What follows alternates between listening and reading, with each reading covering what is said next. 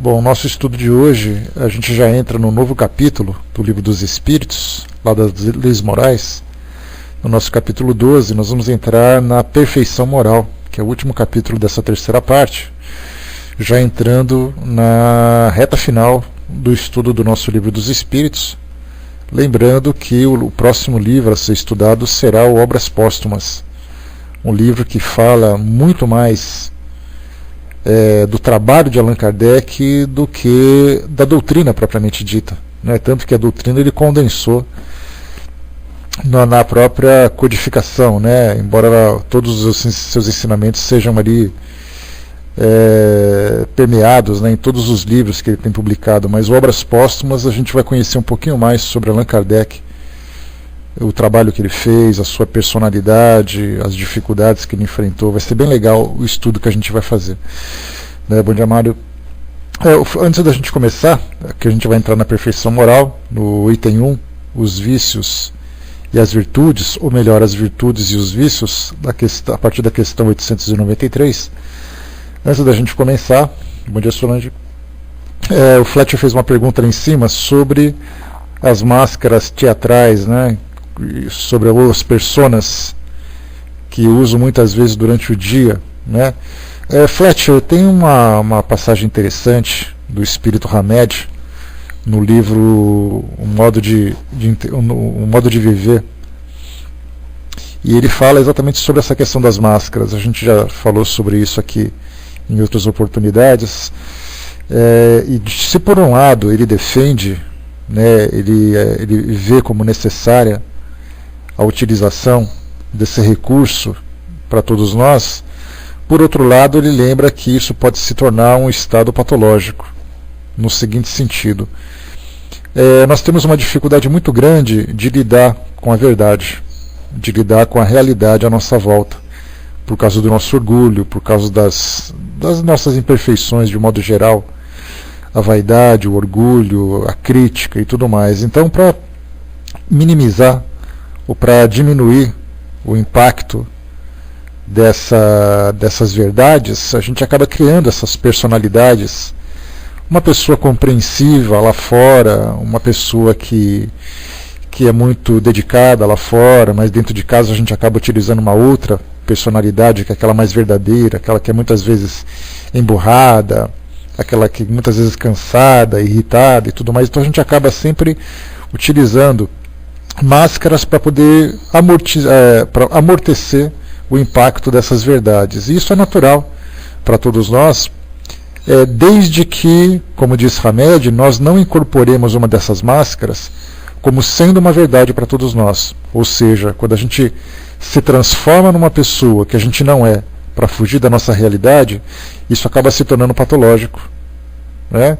Porque, de um modo geral, né, a voz que usamos na oração, exatamente. Então quer dizer, a gente não consegue manter aquela personalidade constante o tempo todo, exatamente porque, primeiro, que nós não temos equilíbrio suficiente para isso, e segundo, porque nós não temos resistência para lidar com isso também das pessoas, porque se cada um mostrasse aquilo que é e falasse para você o que pensa, do jeito que pensa, do jeito que ele é, a gente criaria no nosso mundo um tumulto tão grande, um conflito tão grande, que as pessoas estariam se matando com toda facilidade, simplesmente porque você olha para alguém do jeito diferente, porque é o seu jeito real de olhar.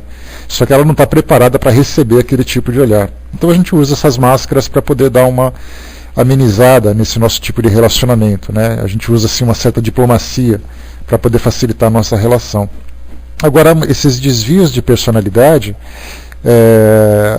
mais dia ou menos dia, ele vai acabar explodindo, vamos dizer assim, porque a pessoa vai tentar se passar por alguém que não é, e vai chegar uma hora em que ela não vai conseguir mais assumir aquela personalidade, porque vai além do que ela pode. Porque, na verdade, assim, o conteúdo dela é um conteúdo, digamos assim, agressivo, e ela tenta se passar por um papel de uma pessoa compreensiva, até que chega uma hora que chega no limite dela, ela explode, porque ela não é aquilo, ela está se passando por aquilo, né? Então, de modo geral, as máscaras podem ser úteis se forem bem aproveitadas, quer dizer, se a gente conseguir fazer com que, não mostrar para as pessoas aquele nosso lado negativo, mas nem por isso alimentar a hipocrisia, porque do contrário a gente entra na falsidade. Então você pode tentar minimizar as características negativas da sua personalidade, sem necessariamente deixar de mostrar quem você é.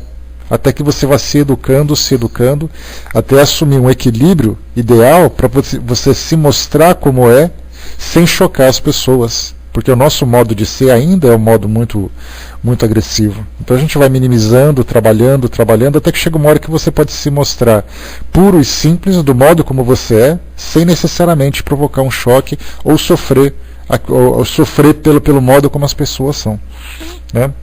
Está dentro, sem dúvida nenhuma, nessa perfeição moral, faz parte dessa lapidação. Então é um processo de transformação gradual que a gente vai passando, em que esses recursos são necessários ainda. Quando o meu orgulho, por exemplo, não estiver no nível que ele se encontra hoje, você pode me falar tudo que você pensa a meu respeito, que eu não vou me sentir magoado com você. Então eu vou conseguir aceitar, vou conseguir entender, vou conseguir melhorar aquilo que eu encontrar que for negativo e tudo mais. Mas do modo como eu sou hoje, se você fizer uma crítica a meu respeito, eu posso falar assim, Flet, é legal, então tudo bem, obrigado pela compreensão, mas por dentro eu estou me remoendo querendo te pegar pelo pescoço. Então eu utilizei aquela máscara de compreensão, aquela máscara de bondade e sabedoria, mas por dentro tem uma fera querendo sair da jaula para poder avançar em cima de você, né? Mas assim, com o passar do tempo a gente vai mudando isso. Eu vou aprendendo através da doutrina espírita, por exemplo, mesmo que não sejamos espíritas praticantes, mas sejamos simpatizantes, que gostemos da proposta dessa filosofia, é nós conversarmos sobre valores, nós conversarmos sobre uma nova realidade, e conversando isso constantemente, a gente vai assimilando novas lições, novas orientações, que é exatamente aquilo que a gente falou naqueles 3 passos de transformação. Quais são aqueles 3 passos? Obrigado, Wagner. Depois eu mando um e-mail bem carinhoso para você, para falar o que eu penso sobre você também, porque você é um cara muito legal. Olha que máscara bonita que eu uso, bem polida, invernizada. Viu só que bonitinho? Então a gente vai sempre trocando assim esses elogios em público, né? Mas tudo bem. Mas você mostrou realmente que você é uma pessoa autêntica, não tem problema. Então a gente fala daqueles 3 passos, né? Porque o primeiro passo é nós aprendermos o que são virtudes, o que são vícios, que é exatamente aquilo que nós vamos estudar hoje, por coincidência. Depois que nós aprendemos isso, nós temos que utilizar esse nosso conhecimento para o autoconhecimento. Aí, já que eu sei o que é vício, eu sei o que é virtude, eu vou começar a vasculhar dentro de mim para saber o que exatamente eu tenho de virtude, o que exatamente eu tenho de imperfeição. E depois o terceiro passo é eu começar a transformar aquilo que é negativo e começar a potencializar aquilo que é uma virtude, aquilo que é positivo. E então nesses passos a gente vai transformando. Então não existe assim, você sai de um ponto e entra para o outro. A gente vai mesclando, vai passando por uma fase de transição gradual, vai chegando a cada dia que passa num nível melhor, né? Porque na verdade o maior inimigo que nós temos somos nós mesmos, né? É a nossa personalidade negativa. Então a gente tem, conforme os desenhos mostram para nós, né? Aqueles desenhos aquelas animações, tem um diabinho num ombro e um anjinho do outro lado, um querendo ser mais poderoso do que o outro. E a gente cede de acordo com as nossas tendências. Então as máscaras estão no meio dessa fase de transição para a gente poder tentar amenizar os nossos relacionamentos. Porque se eu estou sozinho, se eu sou um ermitão, vivo sozinho no alto de uma montanha, enfiado numa caverna, eu posso ser eu mesmo. Bom dia, professor, bom dia, pessoal. Eu posso ser eu mesmo. Agora, quando eu começo a conviver com as pessoas, para que eu me sinta bem, eu tenho que fazer parte de um grupo. Faz parte da nossa natureza isso. O ser gregário, que ele vive da agregação de pessoas, é um ser que vive dentro de uma comunidade, ele depende dessa comunidade. Só que para que ele possa ser feliz dentro da comunidade, ele tem que ser aceito por ela. E a gente jamais será aceito se nós mostrarmos sempre o lado negativo. Porque as pessoas sempre vão acabar não aceitando, assim como eu não vou aceitar também. De repente, quando eu percebo, eu estou sendo excluído como uma persona não grata, uma pessoa desagradável naquele grupo, porque simplesmente eu sou autêntico. Assim como eu também vou rejeitar muitas pessoas pela autenticidade que elas demonstram para mim. Então o que a gente faz? Para poder ser aceito, a gente tem que usar aquela nossa diplomacia natural, que é exatamente ali a nossa máscara, para podermos conviver de um modo harmonioso com as pessoas, mesmo que eu traga tendências negativas. Aí, mais uma vez, com o passar do tempo, e aprendendo, estudando e refletindo nesse aspecto filosófico, principalmente que a doutrina espírita, ou mesmo outras filosofias tem por aí, começa a mostrar para nós o que são as virtudes. A gente tem as doutrinas orientais, como o budismo, por exemplo, que fala muito sobre as virtudes de Buda. Nós temos o cristianismo, que fala sobre as virtudes de Jesus. E a doutrina espírita nada mais é do que um segmento do cristianismo também. Nós temos ali, quando se fala sobre as personalidades dos profetas de outras religiões e tudo mais, todos eles trazem virtudes. Então, se essas virtudes forem bem trabalhadas por essas filosofias, a gente naturalmente vai se modificando, crescendo moralmente, até que chega uma hora que eu falo assim, olha, eu não preciso me magoar e não preciso magoar as pessoas. Se eu sou, por exemplo, uma pessoa que tem a caridade bem desenvolvida dentro de mim mesmo, uma pessoa bem caridosa, uma pessoa compreensiva, tolerante, indulgente, eu não tenho necessidade de dizer para você o que você é no seu aspecto negativo, porque eu aceito você como você é. Mas agora eu preciso te ajudar a se educar, a se transformar. Só que em vez da gente colaborar com essa transformação, normalmente a gente faz uma crítica destrutiva. E por isso então que a gente nunca aceita a opinião dos outros a nosso respeito. Agora eu posso falar de um jeito diferente, de um modo mais caridoso, mais compreensivo, quando eu adquiro sabedoria para isso, para que a pessoa aceite aquilo que eu estou falando. De dizer, por exemplo, pega uma pessoa e fala assim, olha, você é uma pessoa muito agressiva, você é muito estúpida. Eu posso dizer o contrário, eu posso dizer assim, olha, as pessoas às vezes se magoam com facilidade, então procura ser um pouco mais calmo com elas. Falei a mesma coisa de um modo diferente. Então é isso que a gente vai aprendendo com o nosso relacionamento. E também não fazer ao outro aquilo que a gente não gostaria que nos fizesse, quer dizer, não criticasse o outro de modo duro, da mesma forma que eu não gostaria que me criticassem de modo duro. Então, com o passar do tempo, a gente vai se transformando e essas máscaras, naturalmente, como se fosse um inseto, como se fosse um animal que troca de pele em determinados períodos da sua vida, conforme ele vai se modificando, conforme ele vai crescendo, essas peles que vão caindo, essas máscaras que vão caindo, são exatamente esses recursos que nós utilizamos para poder mascarar aquilo que existe de negativo. Conforme a gente vai tirando essa negatividade, as máscaras que cobrem esse negativo também vão caindo. Quando eu falo com um cliente no aeroporto de Miami, às vezes me faz parecer um gay, antes parecer um gay do que parecer um bruto, um troglodita. O importante é que a gente faça com que as pessoas se sintam bem à nossa volta, mas que a gente sinta realmente essa satisfação de ser bom com as pessoas. Então que seja direto, porque aí acaba gerando preconceito depois. Então, a educação a gente vai também lapidando com o passar do tempo, encontrando sempre ali o ponto equilibrado.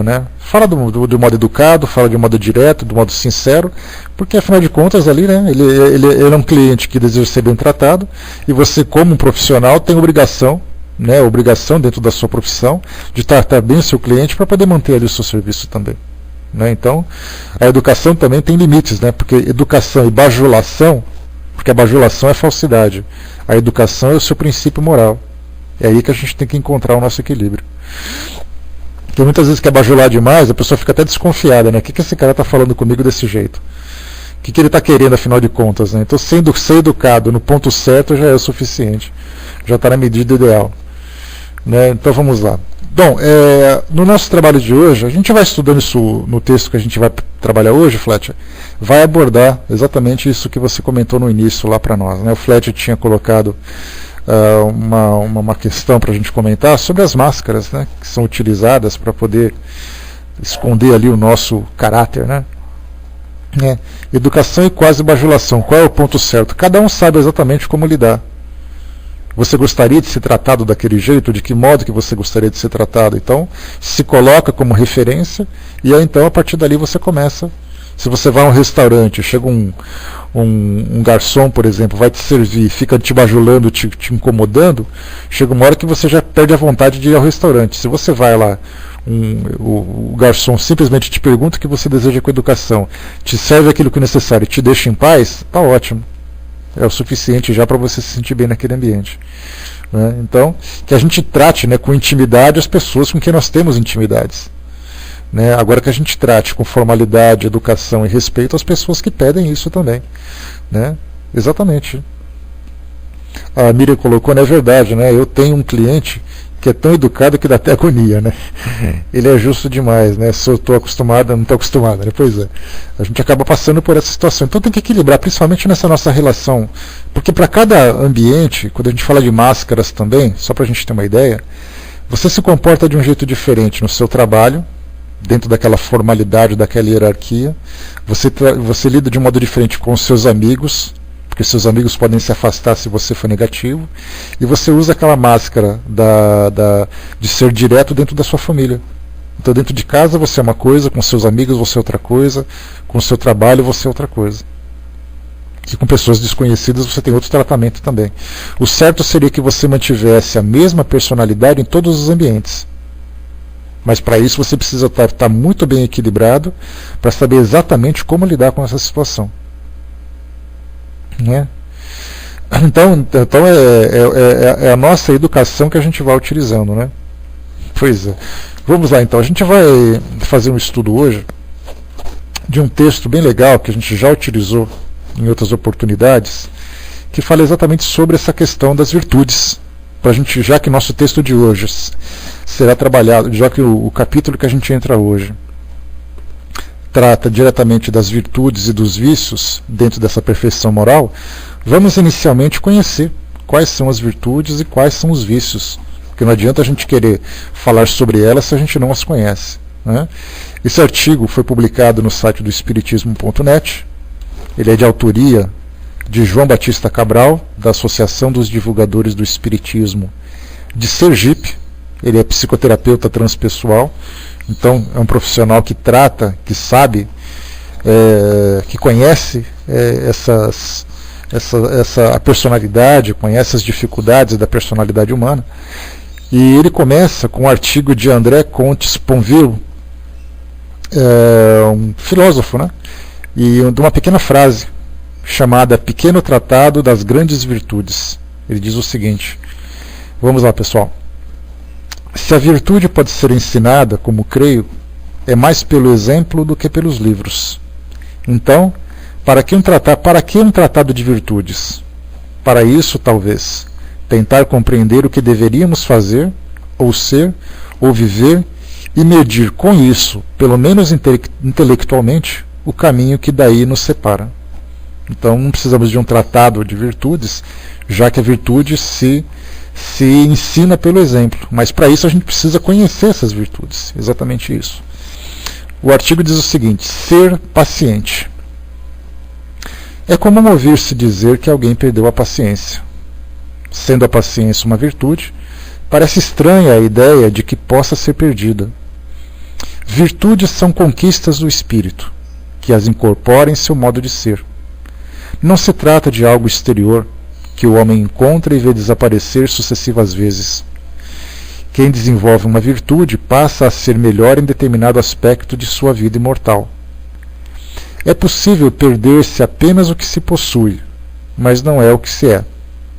Se uma característica nobre foi assimilada por alguém, ela não pode ser perdida. A criatura genuinamente honesta jamais extravia a própria honestidade. A pessoa bondosa não é privada repentinamente de sua bondade. Assim, quando alguém afirma que perdeu a paciência é porque nunca chegou a ser verdadeiramente paciente. Isso não significa que as virtudes surjam de um momento para outro. Elas devem ser paulatinamente elaboradas no íntimo do ser. No longo processo de aquisição da nobreza interior, trava-se uma autêntica batalha entre vícios e virtudes. É comum que certas quedas ocorram, pois se trata de um processo de transição. Mas a verdade é que, enquanto a criatura titubeia entre atos nobres e mesquinhos, ela ainda está lutando contra si mesma. Virtudes não são propriedades de um determinado espírito, pois compõem a sua própria essência. Tanto é assim que habitualmente se fala que alguém é bondoso e não que possui bondade. Enquanto estamos com dificuldades para tolerar certas pessoas ou situações, ainda não somos pacientes. No máximo, estamos lutando para incorporar essa virtude. Afinal, é fácil conviver pacificamente com quem pensa igual a nós, ou suportar pequenos inconvenientes. O teste para a nossa fibra moral é suportar com serenidade grandes contrariedades ou provações. A verdadeira paciência é sempre a exteriorização da alma, que já realizou muito amor em si mesma. Plena de amor, ela distribui os tesouros do seu afeto aos que a rodeiam, mediante a exemplificação. A alma paciente já consegue considerar todas as criaturas como irmãs em quaisquer circunstâncias. Se necessário, ela esclarece a ignorância, mas sempre de modo fraterno. A paciência é a tolerância esclarecida que revela a iluminação do ser que a manifesta.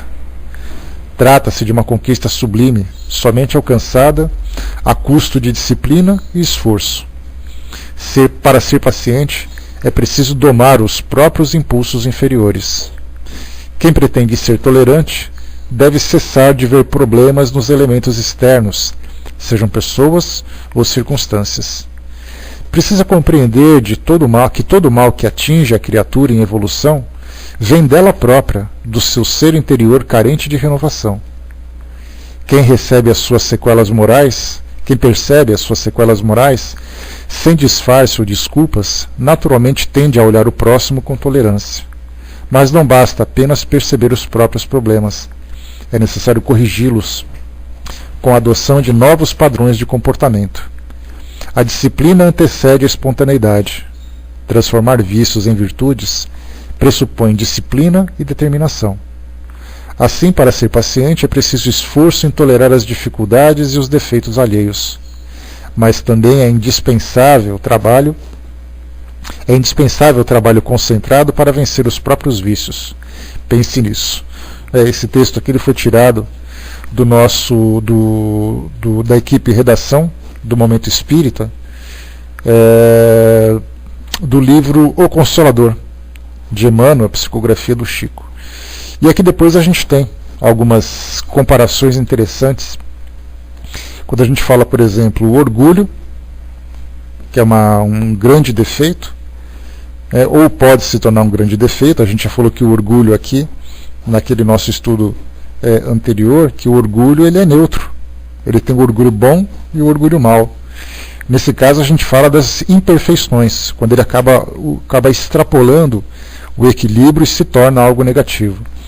Então o orgulho, o oposto dele é a humildade. A vaidade, o oposto dele é a modéstia. A inveja, a contrapartida dela é a resignação. O ciúme, sensatez. A avareza, a generosidade. O ódio, a afabilidade. Remorsos, compreensão, tolerância. A vingança, o perdão. A agressividade, a brandura, a pacificação. O personalismo, o companheirismo e a renúncia. A maledicência, a indulgência. A intolerância, misericórdia. Impaciência, paciência, mansuetude. A negligência, a vigilância e a abnegação. A ociosidade, a dedicação e o devotamento. Então, aqui a gente fez uma relação do que é exatamente quais são as virtudes mais próximas da nossa realidade e também quais são as imperfeições, né, que fazem ali um contrapeso. E vimos aquele texto também bem interessante, né, que na verdade as virtudes são conquistas, não são aquisições. Então quando você adquire alguma coisa, você perde. Quando você conquista, você já não tem mais como perder. E um detalhe interessante também, já libero para você, Hermes. E um detalhe interessante também que a gente sempre considera é que algumas vezes a vontade de ter a vontade de ser de certa forma não significa necessariamente que você é. Então você procura, dentro das possibilidades, se manter dentro daquele equilíbrio. Mas a partir do momento em que você entra numa situação em que você se sente provocado, em que você se sente estimulado a determinado comportamento, acaba depois mostrando aquele lado negativo.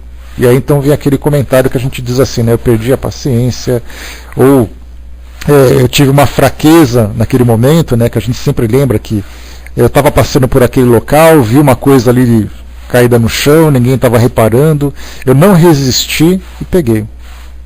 Aí a gente pensa assim, poxa vida, né? Quer dizer que eu tive uma queda, porque eu era uma pessoa honesta, mas naquele momento eu perdi a honestidade. Então, na verdade, era por mais vontade que ela tinha, o seu nível de virtude ainda era um nível muito baixo. Ou cansei de ser bom. Exatamente, né, Miriam? Também tem esse lado. Então a gente vê assim que, se nós pudéssemos imaginar que a nossa personalidade, de modo geral, fosse daqueles gráficos que tem barras, a gente tem algumas virtudes que são um pouco mais altas, enquanto que outras são um pouco mais baixas. Mas exatamente na sua forma mais legítima, aquilo que nós conquistamos como virtude, ainda que seja muito pouco, numa escala de 0 a 10, por exemplo. Numa virtude eu tenho 2, na outra virtude eu tenho 2,75, na outra eu tenho 3,84. A gente coloca bem fracionado para entender que a gente vai gradualmente, encarnação após encarnação, experiência após experiência, elevando um pouco mais esse nível de virtudes. Para quem tem aí crianças que gostam de videogame, ou que gosta de videogame, a gente chama daqueles níveis de evolução, né? Aqueles níveis que vão alcançando conforme ele vai passando por etapas nos jogos. Assim a mesma coisa acontece também com o nosso caso, né? Pois é, né? Então assim a gente vai aos poucos elevando um pouco mais esse nosso nível de evolução dentro desse grande jogo, né, que a gente pode chamar de grande jogo da vida. Mas por mais que você queira ser alguma coisa, você não é mais aquilo que você conquistou. Só que o grande problema que a gente acaba enfrentando é a gente querer interpretar esse papel que nós elejamos como sendo assim um grande personagem, e isso a gente percebe claramente quando você assiste a um filme, por exemplo. A gente olha, e passou uma propaganda ontem do filme Gandhi, onde o Ben Kingsley, né, que ganhou o Oscar de melhor ator lá em meados de 91, 92, ele interpretou o papel de Gandhi.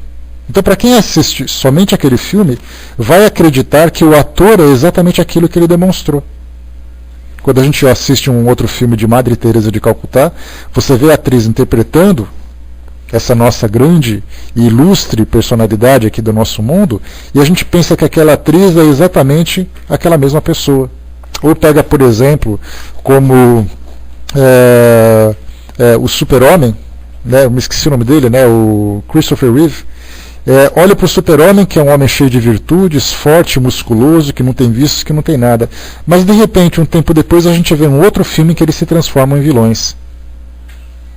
Então, ou seja, você olha para aquele personagem, para a personagem daquele filme, e a gente aqui transfere para o ator as mesmas virtudes que ele está interpretando. Então a mesma coisa acontece com a gente também. Nós imaginamos um determinado tipo de comportamento, a mesma coisa também, Nando, né? Ainda bem que você lembrou, Nelson Xavier interpretando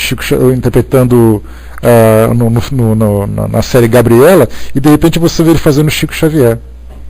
Aí você pensa assim, poxa vida, mas não é a mesma pessoa. É a mesma pessoa, só que interpretando papéis diferentes. A gente muitas vezes deseja incorporar as características de uma personalidade que a gente elegeu. Eu quero ser desse jeito. Tá, você quer ser, não significa que você seja. Ou seja, eu quero ser daquele jeito, eu quero me comportar daquele jeito, mas eu, como indivíduo, não tenho virtudes suficientes para poder manter aquele mesmo padrão. É aí que vem muitas vezes as grandes decepções. Porque as pessoas, você começa a interpretar aquele papel, as pessoas te veem daquele jeito. Você olha, por exemplo, para o Christopher Reeve, que é aquele personagem que eu falei para vocês, do Super-Homem, a gente começa a ver, nossa, ele é o Super-Homem, de repente ele aparece na mídia, não vamos colocar ele porque ele não passou por isso, mas vamos imaginar assim um personagem, um ator, que fez um papel de um homem muito virtuoso. E tempos depois veio uma notícia dizendo que ele está internado numa clínica de dependências químicas. E a gente fica tão decepcionado, tão frustrado, dizendo assim, como isso pode acontecer? Ou a gente vê aquele grande ídolo nosso, de repente ele está na delegacia porque bateu na esposa. E a gente fica pensando, mas como ele fez isso? É inacreditável que ele tenha feito isso. Eu não posso acreditar, mas por que você pode acreditar? Você não conhece ele? Você conheceu o personagem que ele interpretava, você conheceu o ídolo, não a pessoa. E é exatamente o que acontece conosco. A gente muitas vezes cria uma personagem, essa personagem acaba sendo conhecida pelas pessoas, pela família, pelos amigos, pelos profissionais. Cria-se uma grande expectativa a respeito dela, porque as pessoas ficam imaginando que ela é realmente aquilo que ela demonstra naquela sua interpretação, mas que na verdade, quando ela mostra as características verdadeiras da sua personalidade, ela decepciona. Então, na verdade, nós iludimos, as pessoas se iludem, mas que na realidade nós estamos ainda num patamar muito baixo de desenvolvimento desses valores. Essa é uma dificuldade que a gente acaba enfrentando.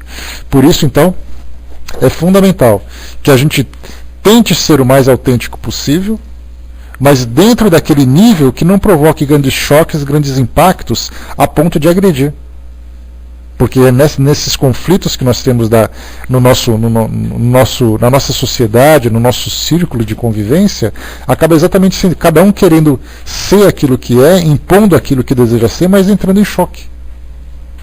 Então nós não podemos mascarar demais para não causar uma ilusão, porque a gente lembra aquela passagem de Emmanuel, quando ele diz assim que só se desilude quem se ilude.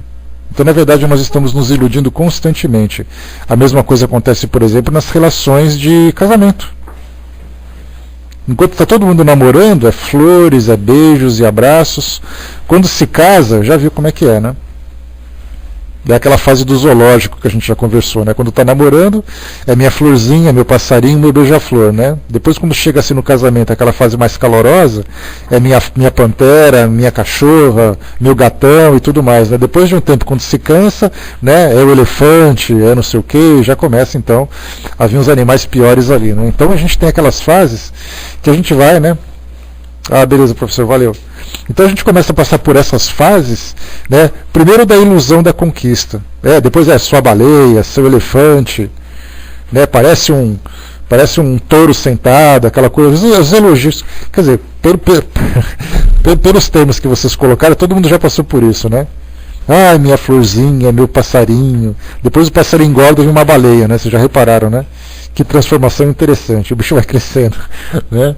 Então, por que isso tudo? Porque naquele começo, na fase da conquista, você precisa mostrar aquilo que você é o melhor. Só que nos tempos de hoje, a gente percebe nesse aspecto dos casamentos, por exemplo, das relações afetivas, as pessoas se aproximam muito mais pela sensualidade do que pelo sentimento.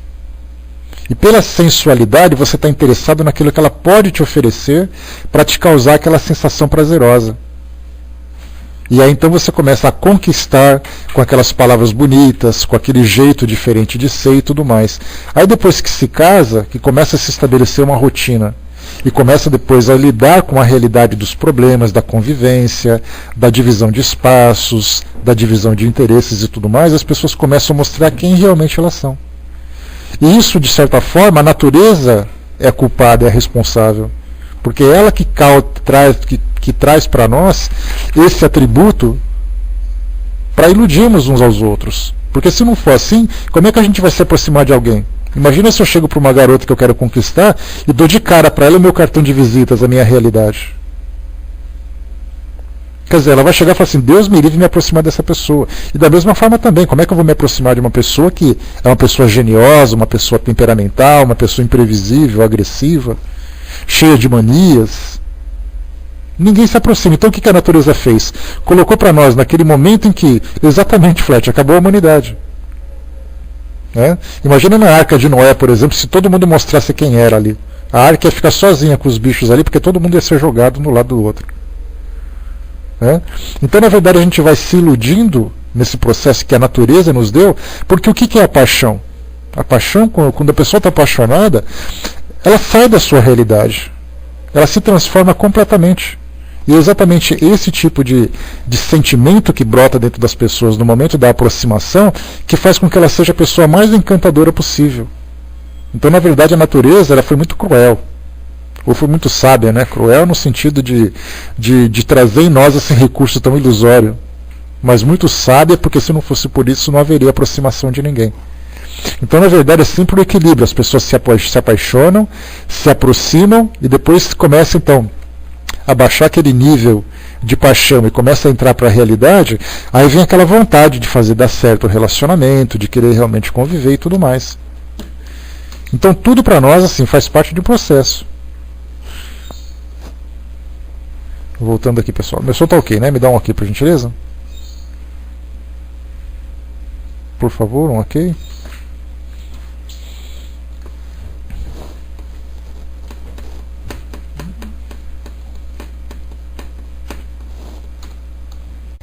Então a gente volta, né? Voltando agora aqui depois do nosso probleminha, a gente vê que nesse exemplo que nós demos sobre relacionamentos, ele retrata claramente uma situação dessa. Quando você vai trabalhar, arrumar um emprego, por exemplo, né, Fletcher?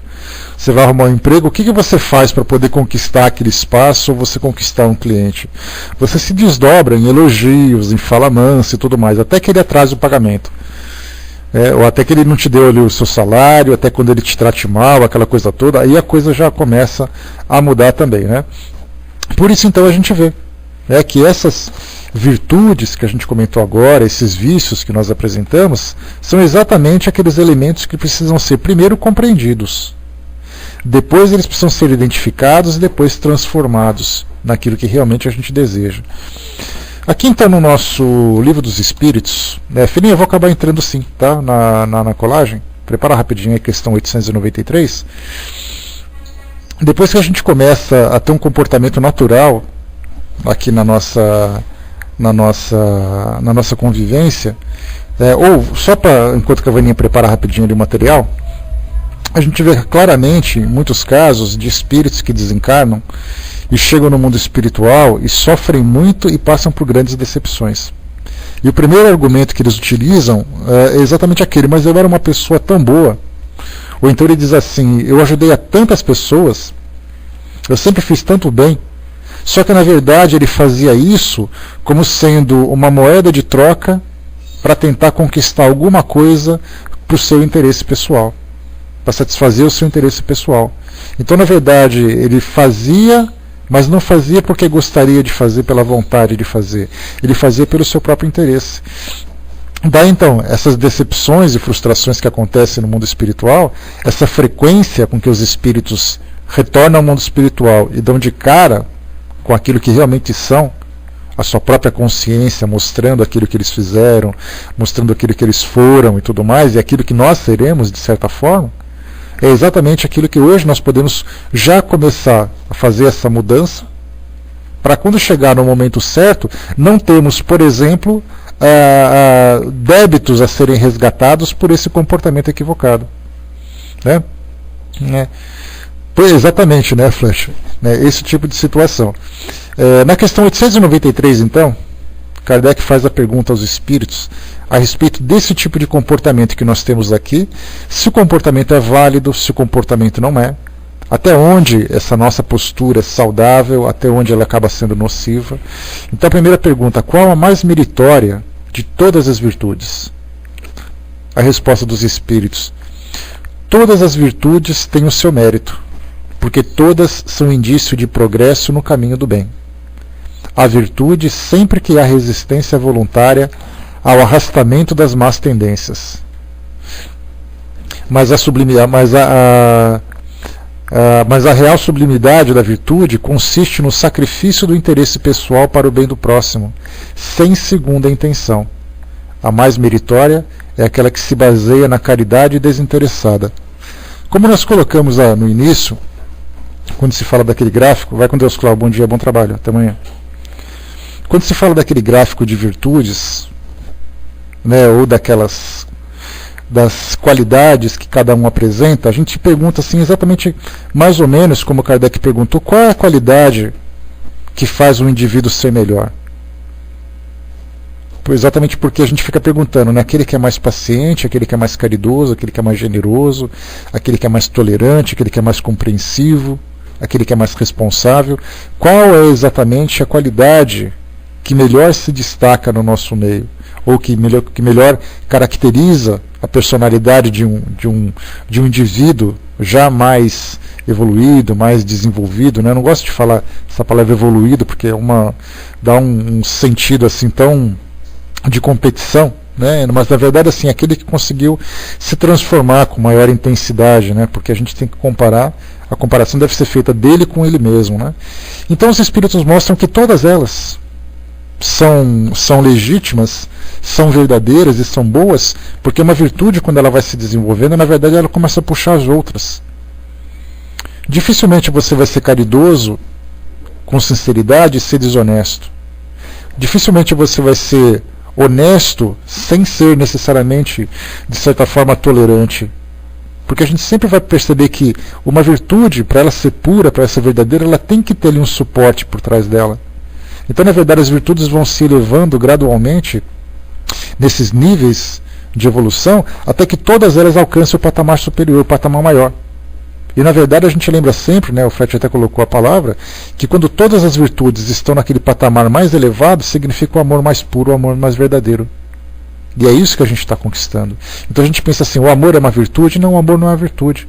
O amor, na verdade, é um sentimento puro que se desenvolve conforme as virtudes vão se desenvolvendo também. Uma pessoa que é muito amorosa jamais vai ser agressiva. Porque há essa incompatibilidade. Então, todas elas têm o seu mérito. E, na verdade, a gente vai, para cada experiência que a gente vai vivenciando, e para aquelas maiores dificuldades que a gente apresenta, é exatamente ali que se destaca é aquilo que se destaca na nossa programação reencarnatória.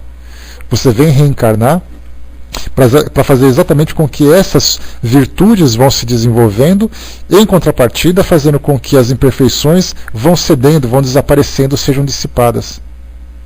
Então elas vão diminuindo cada vez mais, enquanto que o outro vai crescendo. Então, todas elas são válidas, todas elas indicam progresso no caminho do bem, conforme foi colocado para nós. Agora, o mais importante, a gente lembra sempre que as virtudes mais verdadeiras são aquelas que se desenvolvem sem que o indivíduo pense em si mesmo. Ele sempre pense naquilo que ele pode fazer pelas pessoas. Claro que quando você fala em fazer alguma coisa para a pessoa, você não fica esquecido. Porque para você fazer alguma coisa em benefício de alguém, significa que você tem que estar bem para fazer isso. E é aí que entra o auto-amor, que a gente sempre fala. O indivíduo que ama a si mesmo, ele consegue fazer com que os seus esforços voltados para si mesmo façam com que ele cresça para se tornar alguém útil, alguém produtivo no ambiente onde ele se encontra. Porque não adianta eu falar assim, não, eu quero ser uma pessoa generosa, então eu vou tirar a comida do meu prato e vou dar para o outro, aí eu passo fome. Que legal, depois de um tempo é você que está sendo assistido. Eu quero ajudar aquela pessoa de todas as formas, mas eu não tenho tempo de fazer nada. Na verdade, eu preciso me preparar para poder fazer o bem para alguém. Eu preciso ter capacitação para isso. Uma capacitação técnica, uma capacitação moral, uma capacitação de tempo, seja lá como for. Ser capaz de fazer alguma coisa. Então a gente tem que pensar em nós, não para nossa satisfação pessoal, mas para nossa preparação para poder fazer aquilo que é possível para quem não pode ter aquilo que a gente tem ou fazer aquilo que a gente faz. A mais meritória é aquela que se baseia na caridade mais desinteressada. A caridade, na verdade, por si mesma, ela acaba sendo desinteressada. Mas para o nosso patamar de desenvolvimento, a gente lembra que a nossa caridade, conforme nós já conversamos em estudos anteriores, elas ainda são, digamos assim, imperfeitas no modo como nós executamos. A caridade para nós, ela denota, de certa forma, interesses nas mais variadas áreas. Só para a gente resumir, a gente já falou que a caridade para a autopromoção, a caridade pela culpa, a caridade pelo medo, a caridade pela troca, a caridade pelo elogio. Aquela caridade pura, a mais desinteressada, ela é feita com sacrifício, ela é feita com amor. E são poucos os exemplos, pouquíssimos os exemplos em que a gente vê isso acontecer com toda a sinceridade. É claro que da nossa parte, dificilmente a gente vai conseguir identificar para aquela pessoa que está realizando alguma coisa, se ela está sendo sincera ou não. Até onde vai o grau de sinceridade, de doação dela? Quando a gente pega, por exemplo, o Chico Xavier. Para nós, do nosso ponto de vista, uma das pessoas mais generosas que nós já tivemos o prazer de conviver, ainda que distante. Mas aí fica assim, mas até onde nós podemos sondar o coração dele, sondar a mente dele para saber se ele foi sincero? Não é possível. A gente vê exatamente ele pelo exemplo que ele demonstrou, porque o exemplo não dá dúvida, né? Quando você vai vivendo a sua vida inteira naquele tipo de comportamento, dificilmente você vai imaginar que uma pessoa conseguiu interpretar durante tanto tempo o papel de bonzinho, sendo por dentro uma pessoa que seja egoísta, ainda que seja num nível muito baixo. Então assim a gente vai analisando, observando comportamentos e vendo, não que a gente tenha a intenção de julgar, mas a intenção de aprender, a intenção de observar, que é natural porque a gente tem esse tipo de conduta no meio em que a gente vive, assim, vai com Deus, Miriam, bom trabalho, que a gente, no ambiente que a gente vive, de troca de experiências, de aprendizados. E quando a gente olha uma outra pessoa que está doando alguma coisa, olha, eu fiz uma doação em dinheiro para uma instituição. Para quem recebeu, vai ver, nossa, aquela pessoa é muito generosa, ela é muito bondosa, mas qual é exatamente a sua real intenção? A gente não tem como saber, mas na verdade a gente tem que saber qual é a nossa própria real intenção. Aquilo que a gente faz é por quê exatamente? É porque aquilo me faz poderoso? É porque aquilo me dá prazer, me dá satisfação, me faz se sentir importante? Se essa é a intenção que eu tenho, o estímulo que eu tenho para praticar a caridade, significa que eu estou fazendo alguma coisa errada. E aí então eu preciso consertar, mesmo que seja combatendo. Eu faço um gesto de caridade e me sinto orgulhoso, me sinto importante por dentro, aquela vaidade toda. Eu posso até sentir isso, mas que eu guarde isso para mim mesmo, porque isso é negativo. Isso é algo que eu preciso trabalhar. Então que isso fique trancado dentro de mim para não mostrar, né, ou para não exteriorizar esse lado negativo. Então, na verdade, esses são trabalhos que a gente vai fazendo de lutas íntimas, que são batalhas íntimas que a gente vai travando, exatamente para combater esse aspecto negativo que sempre tenta aflorar, esse nosso lado instintivo. A razão veio exatamente para segurar esse instinto. E depois vem o sentimento que ele é puro, ele é verdadeiro. Então a caridade mais desinteressada é aquela que mais consegue se sobressair sobre as nossas próprias imperfeições. Aqui na questão 894, esse capítulo é legal porque Kardec coloca para nós aqui vários exemplos, várias situações onde a gente pode fazer comparações. Se fizer isso, se fizer aquilo, como é, como é que não é. Então, na verdade, ele não traz para nós uma instrução direta, ele traz para nós exemplos, e a gente então vai buscando na nossa realidade, no grupo que a gente vive, ou no nosso próprio comportamento, exatamente algo semelhante. Aí a gente faz uma comparação e começa a perceber até onde a gente se assemelha àquilo que é negativo e até onde aquilo se assemelha àquilo que é positivo. Então na questão 894, Kardec coloca assim: há pessoas que fazem o bem por um impulso espontâneo, sem que tenham que lutar contra nenhum sentimento contrário. Têm elas o mesmo mérito daquelas que têm que lutar contra a sua própria natureza e conseguem superá-la? Resumindo, a pergunta é a seguinte: se você já é bom, você tem ali um reconhecimento por aquilo que você faz. Se você tem dificuldades e você pratica a bondade, você demonstrou um esforço muito maior do que aquele que fez de um gesto natural. Qual dos dois tem mérito nessa questão? Antes da gente fazer o comentário, vamos para a resposta, porque ela já traz para nós aqui uma reflexão bastante interessante. Os que não têm de lutar é porque já realizaram o progresso. Lutaram anteriormente e venceram. E é por isso que os bons sentimentos não lhes custam nenhum esforço e suas ações lhe parecem tão fáceis. O bem tornou-se para eles um hábito. Deve-se honrá-los como velhos guerreiros que conquistaram suas posições. Como estáis ainda longe da perfeição, esses exemplos vos espantam pelo contraste e os admirais tanto mais porque são raros. Mas sabeis que nos mundos mais avançados que o vosso, isso que entre vós é exceção se torna uma regra. O sentimento do bem se encontra por toda parte e de maneira espontânea, porque são mundos habitados somente por bons espíritos. E uma única intenção má, repetindo, uma única intenção má, seria neles uma exceção monstruosa. Eis porque os homens ali são felizes, e assim será também na terra quando a humanidade se houver transformado e quando compreender e praticar a caridade na sua verdadeira acepção.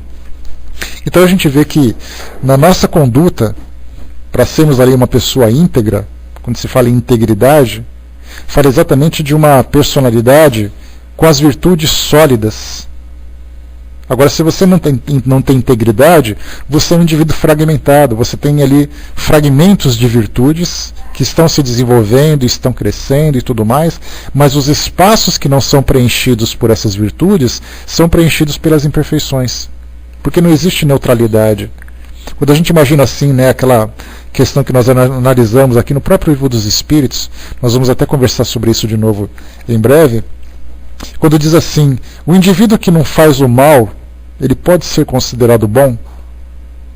Então a gente coloca assim 3 situações na nossa natureza humana. Ou você é bom, ou você é mal, ou você não é nada. Esse não é nada, ele tende mais para a bondade ou tende mais para a maldade, ou para o egoísmo, digamos assim.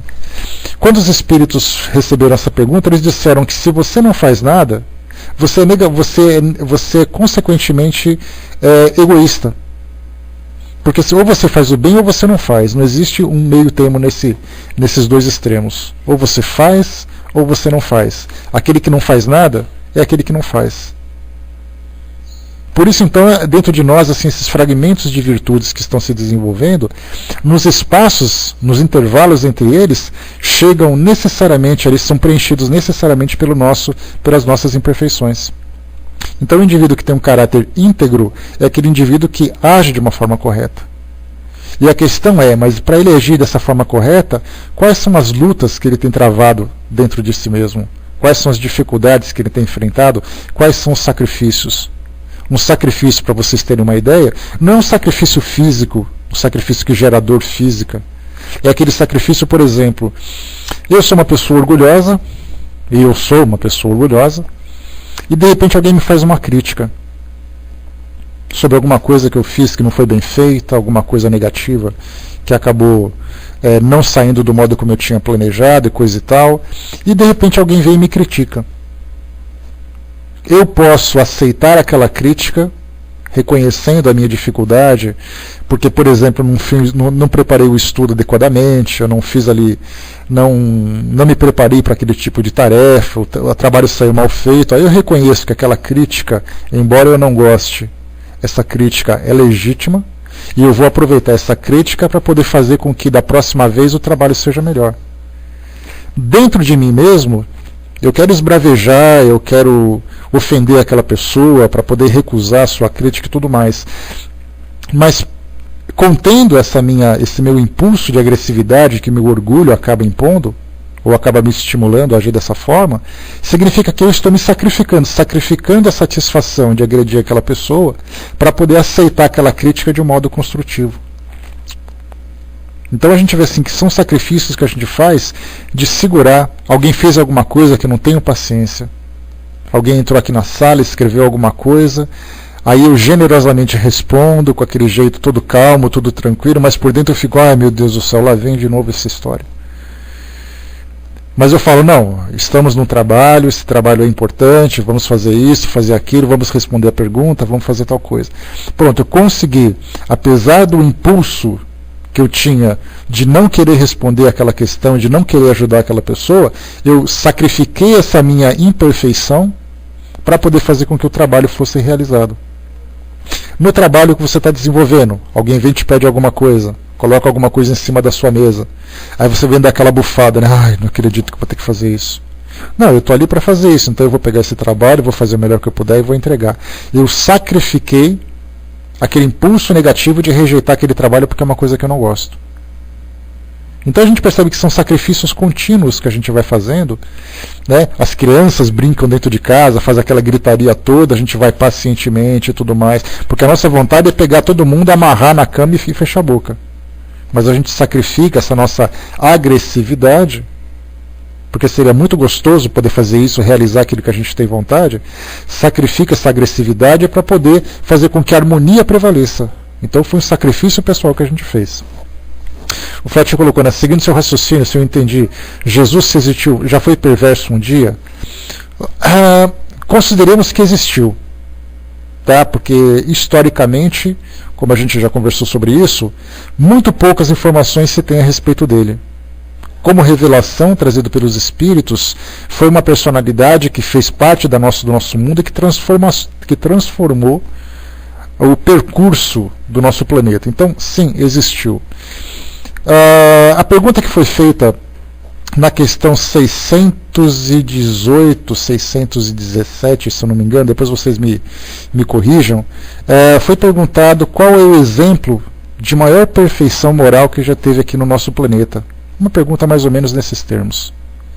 E aí então os espíritos responderam: vede Jesus, ou seja, olhe para Jesus, que ele representa exatamente aquela personalidade de maior virtude que já esteve aqui no nosso mundo hoje. Dependendo do nosso modo de interpretação do comportamento de Jesus na sua época, como por exemplo os vendilhões do templo, né, aquela passagem que é interessante como a gente gosta de florear as coisas, né? Os vendilhões do templo nada mais eram que camelôs. Nos nossos tempos de hoje seriam os camelôs na frente da igreja. Para Jesus eram os vendilhões do templo. Vai numa festa de Nossa Senhora para você ver a cambada de camelô que tem ali vendendo santinho, vendendo fitinha, vendendo aquelas coisas todas. Então, para facilitar o nosso entendimento, era aquele bando de camelô que estava num templo religioso que Jesus estava frequentando. Quando ele chegou ali, ele ficou, segundo os relatos que chegaram nas traduções principalmente, isso a gente já conversou sobre essa questão das traduções, como a gente muda algumas vezes determinada situação simplesmente por uma troca de palavras, ele ficou tão irritado com o comportamento daqueles homens que ele começou então a chutar tudo, a quebrar tudo, a xingar todo mundo e coisa e tal. Por isso então a gente lembra sempre, né, que esse seria o comportamento ideal, porque a gente tem uma diferença entre você ser uma pessoa paciente e você ser uma pessoa enérgica quando necessário. Na verdade, a gente não sabe como foi essa história, como ela aconteceu de fato. Então não adianta a gente dizer que não, nessa Bíblia está escrito que é assim. Independente do que seja, a gente não se preocupa com os fatos. Porque se a gente for analisar cada um dos fatos do modo como ele foi relatado, a gente vai ficar todo mundo batendo cabeça e não vai chegar a conclusão nenhuma. Imaginem, por exemplo, que eu tenho uma Bíblia que é escrita em hebraico. Essa Bíblia foi traduzida para o mandarim, que é aquele idioma da China, e depois esse mandarim ele foi traduzido para o espanhol e depois foi traduzido para o português. Quantas palavras se perderam no decorrer desse processo? Quantas expressões foram transformadas? Quantas ideias foram distorcidas? Então a gente não se preocupa com o fato, a gente se preocupa com os ensinamentos morais que foram transmitidos. É nisso que a gente tem que se apegar.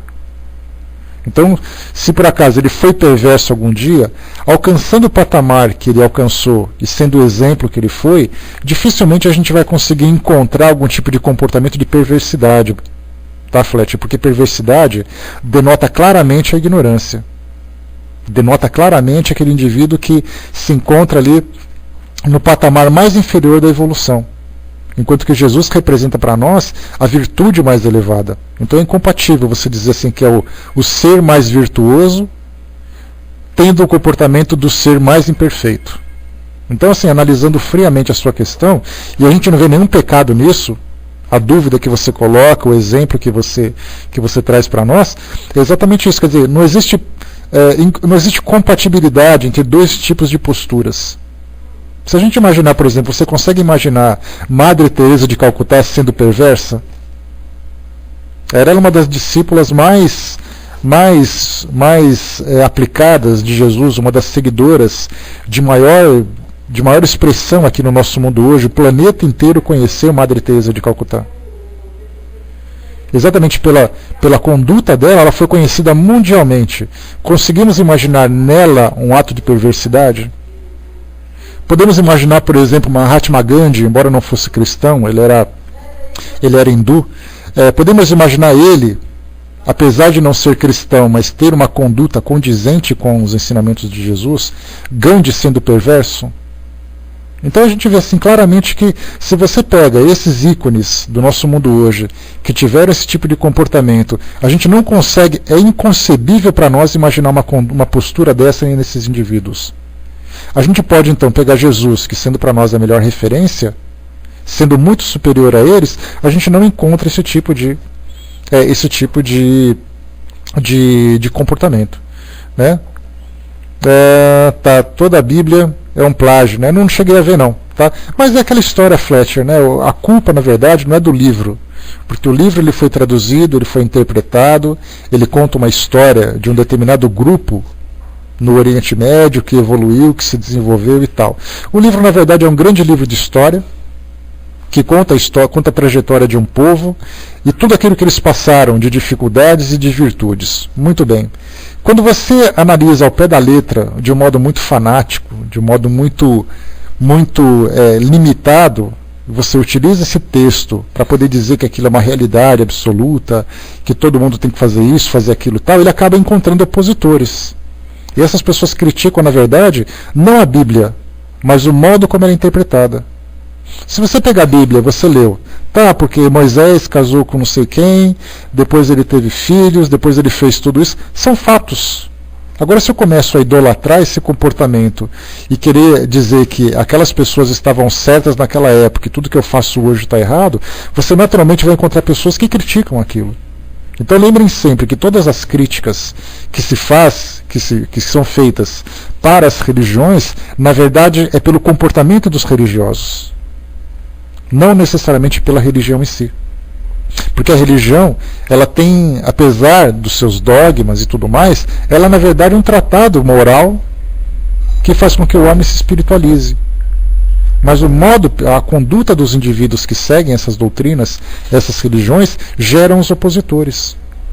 Nós temos isso em todos os lugares. Nós temos aqui espíritas que são criticados, católicos que são criticados, muçulmanos que são criticados. A religião muçulmana ela é muito bonita, ela é muito pura, como todas as outras, mas de repente você pega um homem-bomba que explode alguma coisa e você vai falar que aquela religião só tem maluco. Não, são as pessoas que são malucas, não são as religiões. Malucos há em todos os lugares. Né? Então por isso a gente tem sempre que analisar assim, todas as críticas que se fazem, não é para desmerecer o texto, mas é para atacar, na verdade, o modo como as pessoas interpretam aqueles textos. O Armando colocou lá em cima, por isso temos que analisar as traduções mesmo, né? Se os vendilhões eram trabalhadores ali, tentavam ganhar seu sustento e não denegrir a imagem de nenhuma religião. Pois é, né? São pessoas que estão passando por necessidades, estão ali, tá? Não é o modo certo de você vender a religião, mas acontece até hoje. Esses vendilhões do tempo, como a gente viu, até hoje tem. Você vai numa festinha de Nossa Senhora de Quirupita, lá tem gente vendendo macarrão, por exemplo, para poder arrecadar dinheiro. Valeu, professor, até mais tarde. Que coisa mais assim maluca que isso? Quando chega, por exemplo, no dia 12 de outubro aqui no Brasil, festa de Nossa Senhora, tem época em que o comércio se torna mais ativo do que essa, no sentido religioso. Vendem velas com formatos, vendem desenhos, camisetas, santinhos, terços, vendem de tudo. E o objetivo de quem está vendendo não é enaltecer o nome da religião, mas é ganhar dinheiro, é sobreviver. Continuamos assim fazendo a mesma coisa. Então, na verdade, né, se houve um comportamento daquela forma, foi um comportamento educativo, não um comportamento destrutivo. Foi educativo. E talvez a intensidade dos ensinamentos que foram transmitidos naquela época era exatamente para chocar as pessoas pela necessidade de uma linguagem mais agressiva naquela época. Porque a gente lembra que a gente fala de 2000 anos. Se hoje já é assim na nossa época, imagina 2000 anos como é que as pessoas se comportavam. Num lugar que não tinha nada, em que as pessoas eram praticamente escravizadas, não tinham direito a coisa nenhuma. Que linguagem que você vai dizer? Você vai bater palminha no meio do templo dizendo assim, meus amigos, não podem vender coisinha aqui no templo que é errado. Você tem que pegar e dar uma chacoalhada. Então é nesse sentido que a gente tem que compreender esses ensinamentos. E não seguir simplesmente ali ao pé da letra, né? Deixa eu ver aqui. O Nando colocou aqui também, mesmo que fosse um plágio, né, para nós espíritos não faz diferença, seguimos uma moral. Não, mas tudo isso, né, é o modo de interpretação. Da mesma forma também, Nando, que nós interpretamos muitas vezes ao pé da letra aquilo que está na codificação espírita de um modo equivocado. Nós temos que sempre entender, assim, aprender a pensar. Coisa que infelizmente o mundo hoje desenvolveu muito pouco. E a Aparecida do Norte em São Paulo é um grande comércio, né? Será que a igreja aprova esse comércio, sendo que mesmo traz recursos para a cidade? Pois é, tem todo lugar assim. Se nós temos assim as igrejas que fazem quermesse, se nós temos ali os centros espíritas que fazem almoços, jantares para arrecadar dinheiro, quer dizer, precisa de dinheiro, é necessário.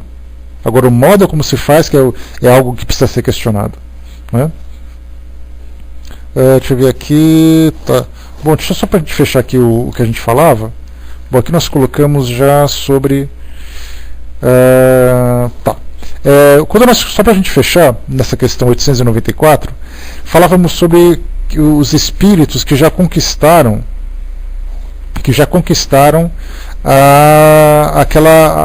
um determinado grau de elevação, quando eles colocam assim, né? Sabei que nos mundos mais avançados que o vosso, isso que entre vós é exceção, se torna regra, falando das virtudes, né? O sentimento do bem se encontra em toda parte e de maneira espontânea, porque são mundos habitados somente por bons espíritos, e a única intenção má seria neles uma exceção monstruosa. E aí a gente lembra de uma passagem que eu já trouxe para vocês, ou de um pensamento que eu já trouxe para vocês, que muitas vezes a gente diz assim, né? Eu não vejo a hora de ir para um mundo melhor. Quando a gente diz assim, que eu não vejo a hora de ir para um mundo melhor, significa que eu quero viver com pessoas que são realmente virtuosas, pessoas que são generosas, pessoas que são compreensivas, pessoas que são tolerantes, pacientes, pessoas que são sempre sorridentes, amorosas e tudo mais. Eu quero viver entre elas. A pergunta é, quando eu estiver entre elas, eu vou conseguir também me comportar dessa forma? Eu vou conseguir ser generosa? Porque a gente viu que nos mundos mais elevados, qualquer tipo de desvio de caráter é um equívoco monstruoso da parte deles. Sendo um equívoco monstruoso da parte deles, como é que seria o nosso comportamento se vivêssemos entre eles? Seria realmente assim alguma coisa muito incompatível com aquilo que é genérico, com aquilo que é geral entre eles, né? Como eu coloco para vocês sempre, seria mais ou menos se nós colocássemos um bando de macacos numa loja de cristais. O que ia acontecer? Um desastre. Porque eles não teriam cuidado, eles pulariam em tudo, quebrariam tudo e coisa e tal. Moralmente, se nós estivéssemos em mundos mais elevados, nós seríamos a mesma coisa.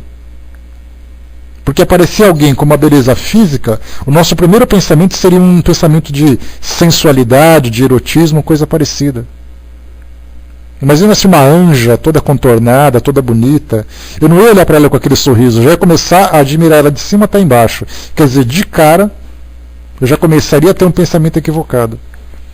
Alguém cometeu algum equívoco, uma pessoa tem ali uma orientação de paciência, de tolerância, eu dou aquele sorrisinho e falo, ai meu Deus, não tenho paciência para essa conversa. Só esse tipo de comportamento equivocado são tão sutis para nós, isso aí não quer dizer nada. Mas no mundo superior como esse tipo de comportamento seria uma transgressão enorme para as leis morais que regem aquele local.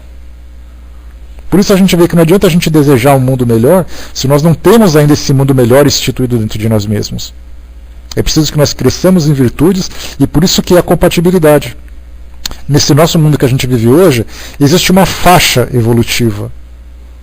Desde aquele que é o mais perverso que a gente conhece, até aquele que é o mais generoso. Dentro dessa faixa, nós temos ali vários níveis de evolução, vários tipos de virtudes que estão se desenvolvendo.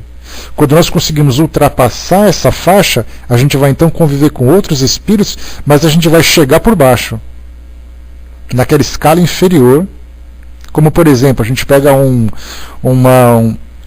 índio que vive numa tribo selvagem no meio do Amazonas. Ele faz parte do nosso mundo, ele está aprendendo. Quando nós adentrarmos nesses mundos superiores, nós seremos exatamente esses seres primitivos que estão evoluindo. A gente não vai chegar dando tapinha nas costas do diretor, do presidente do local.